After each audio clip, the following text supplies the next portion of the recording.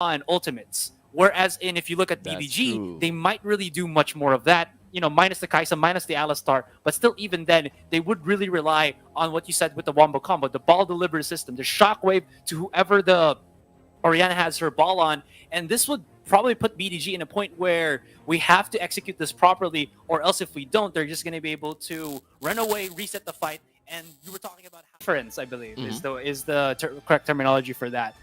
Now we're going to go into that game, or in the best of 3. Game number 1, man. Let's go. Looking forward to this and see how exactly this game is going to play out. And of course, we'll just have a little bit of understanding, or maybe even just kind of have a small little theorycraft as to how these players are going to lane. I mean, it's not exactly a theorycraft. We should know, in some sense, how these players are going to lane. Here in up in the top lane, in the Baron lane, we should be looking at Camille fighting against Akali. In the middle lane, we should be looking at Orianna fighting against Ahri. And of course, down at the bottom, Dragon lane, it should be Vayne and Braum fighting against Kaisa and Alistar. But there could be a stronger possibility that we should be looking at more of a, in some sense, 1-2-1/1-3-1, because we can expect more roaming potential from both sides, with the Lee Sin and Braum, as well as Big Daddy Golems with the Alistar, as well as the Wukong. Minions have spawned. Okay. I think we need to... Yeah, there it is. Just keep checking the sides here. Ward placement is always a must, especially in these high-tempo plays. Like you said, there is going to just be both of the teams just going to their standard lanes. We're not going to see the lane swaps just yet. And turret diving is fine, but I think the changes that you just said a while ago just stops the point of being able to harass somebody's turret after they die, after your take. So at least there is still some chance for the solo laners to get back into their lane and soak up a little bit more XP before they lose their turrets. So, it's not as quickly snowbally as it was before. We're going to be looking at Alliance with a really early setup right on top of BDG. The concussive blows managed to land a really nice stun on top of Fizzy Fish. HP already down to less than 50% HP. Just can't play that risky anymore. The Winter's Bite lands on the I Am Groot, and it does seem like the final shot coming in from our Vayne manages to bring down Kaisa. A little bit too early from the side of Big Daddy Golems, but I believe that massive amount of aggression from Alliance is just a little bit too much for Big Daddy Golems to handle. And with that, another death down for the side of Alliance. I'm not too sure about that turret diving from the side of Alliance, but alas, 1-for-1. It does seem like the game is still too early for us to even say anything.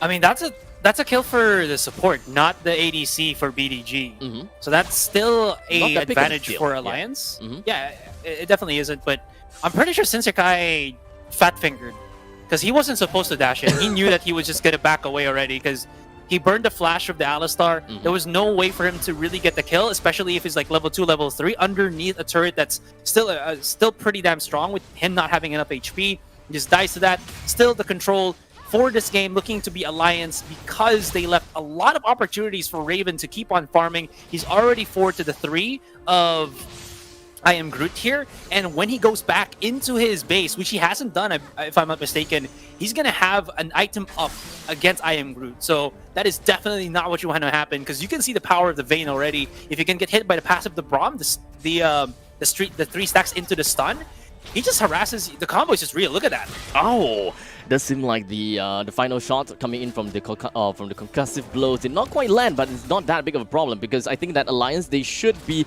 wanting to just kind of force BDG away, at least from the Dragon lane side. So we can pretty much be expecting that I Am Groot is not going to have a really good time when it comes to farming. In fact, I Am Groot should probably head back soon. If not, a Glacial Fissure from Rich is going to be the death of this Kaisa. Just gonna be a little bit more XP down onto the road for Rich is going to be the death of perhaps even both of them. The concussive blows lands on the Fizzy Fish, and both of which are already low on health. Shinsekai is just gonna be wandering around the opponent's jungle, but HY joins right in. Just gonna be working around Glory Twixter as well as a Cyclone. They try to work it all out, but unfortunately it does seem like the Orb Deception coming from Cryo didn't manage to get himself a decent amount of kill right on top of this Wukong. With 3 men down already, Alliance have managed to push BDG with their back against the wall. And just like that, 4 easy kills in favor of Alliance. And Victory the Golems, unfortunately, they are also going to lose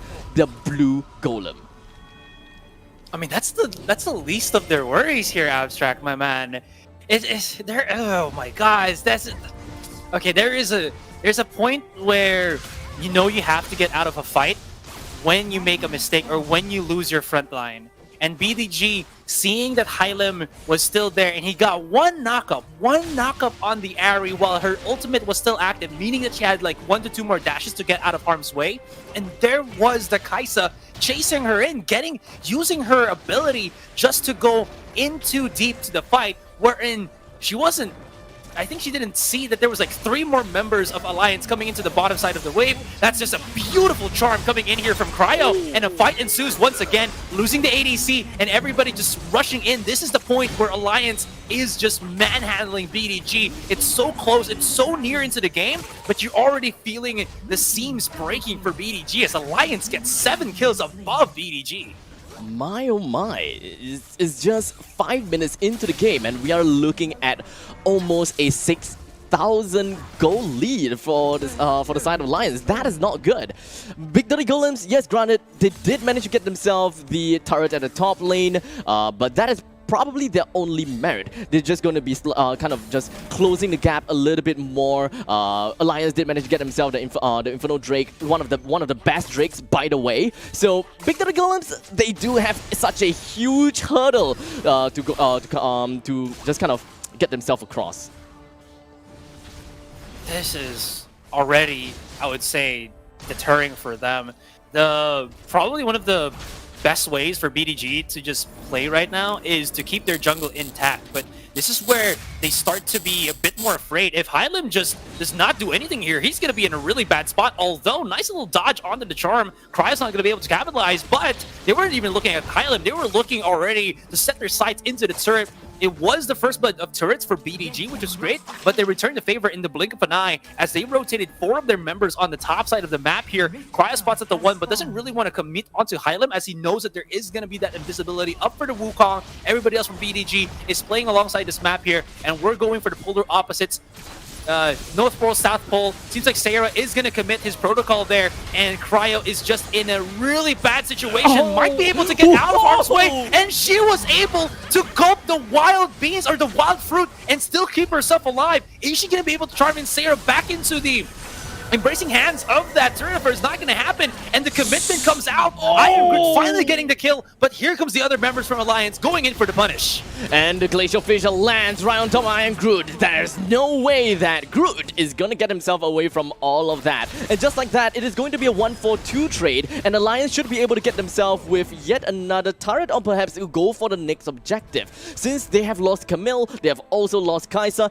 It will take some time before they will be able to regroup themselves right on top of the Baron's Pit. So shouldn't be too much of an issue for Alliance to even pick up this objective over here. They should be able to get a free turret from this. Rift Herald probably in the middle, or most likely in the middle, right? So probably drop down the Rift Herald once the next Drakes comes up. So because that automatically puts a main priority onto defending the first tier turret. In the meantime, take a look at the bottom lane. It does seem like we do have a little bit of the 5-point strike coming in from the side of Kai'Sa. Tries to activate and tries to just kind of initiate on the side of this Alistar, but all by herself. There is no way that she could even get herself out of that obstacle until now, because the rest of the Alliance, they are slowly creeping their way into the jungles of BDG and almost instantaneously melted that Wukong down, and they are not gonna give Groot any chance to run away as the charm connects right on top of Kai'Sa again. They overstay their welcome in their own jungle. Where's the justice in that for BDG here? I do like how they're able to punish the overcommitments of Alliance, but after these small types of victories, they're not able to react quickly enough to the aggressive positioning of Alliance around their map, like so, and they're getting very much punished for it. They're getting these kills, but they're kind of trading it for even more deaths on their end, because they get 1 kill, but they lose 3 of their members after like 20 seconds of them, you know, just what do you say about how do you say this? Enjoying the merits of their small victory there, and Alliance just capitalizes on it. They're, like I said, their composition is so quick in being able to rotate around the map that they're using that to keep BDG always on their toes. And now the next Drake is up. Alliance, they are very confident, so it shouldn't be too much of a problem for them to even snag this Drake out, and they are just going to be working right on top of Cairo. But unfortunately, throughout all of that season, even the highest tech ultimate was pretty much dropped on the Ari. After all of the ultimate, they only managed to bring one person down. Will they be able to bring Raven down as well, though? The Condemn is not yet right onto Groot. It is pretty much a 1v1 assault right from Kai'Sa, Vayne to Kai'Sa, and Kai'Sa wouldn't even be able to do anything. I'm calling it. This game is over for the side of Big Dirty Golems, and we should be looking at what exactly Big Dirty Golems should be looking at for the next game. How should they be? How should they overcome against Alliance for the next one? They just don't have enough firepower as of the moment. Blade of the Ruined King only for the Kai'Sa. I'm not even sure if she bought that or she had that during the game because the weapons weren't up. But Phantom Dancer and Blade of the Ruined King for this Vayne just means that she has so much skirmish potential, and deep into the fights, you saw that the Silver Bolts of the Vayne was better than the multi-hits of the Kai'Sa, because Kai'Sa needs some form of setup first to kind of heat up and, you know, create her burst potential, but she just does not have that. And Raven was fantastic with her positioning, always just playing in left and right, and because there's some form of in-ring property for at least two of the players of Alliance here, the squishies of Alliance, they're able to just bamboozle and keep BDG guessing because they cannot set up these wombo combos. Now another fight will ensue and they just chase right in. It doesn't seem like things are going to go well for Hylim as well. He's just going to be cycloning on his spot. It is going to be part of his warrior trickster, but there is nothing that he can do to even get himself away from the grasp of Alliance. They have pushed up too much. The setup is already too good for the side of Alliance. BDG, they are forced to just stay in their base. There's nothing that they can do with all of them on a respawn timer. So the inhibitor turret in the top lane is now gone. The middle lane inhibitor turret is understandably going to be gone as well. Alliance would want to close this game out as soon as possible instead of running themselves down to the bottom lane, I think. Because, I mean, if I'm them, I would be pretty confident. Just gonna be regrouping a little bit, hoping that the opponent just kind of overextends themselves, such as a situation like now, unless they want to regroup right onto the Baron Nashor. And this is, I mean, they could take the Baron right now if they wanted to.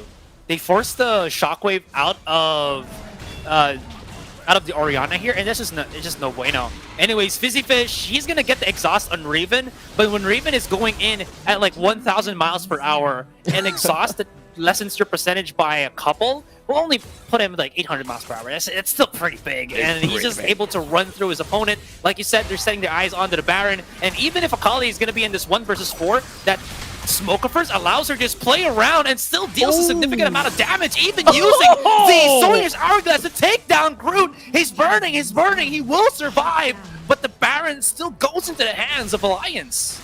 The Baron is going to be an easy take for Alliance as Akali has bought more than enough time. In fact, so much time that, I mean, it's not really more about time at this point of time. Alliance's Akali just dealt so much damage. I did not expect to see that perfect execution, just burning down so much damage from the side of BDG. Perhaps just one more champion from the side of Alliance would be enough to melt down the entirety of BDG. So I think let's just wrap this up a little. Let's just wrap this up here, because Alliance, they are definitely going to get this win.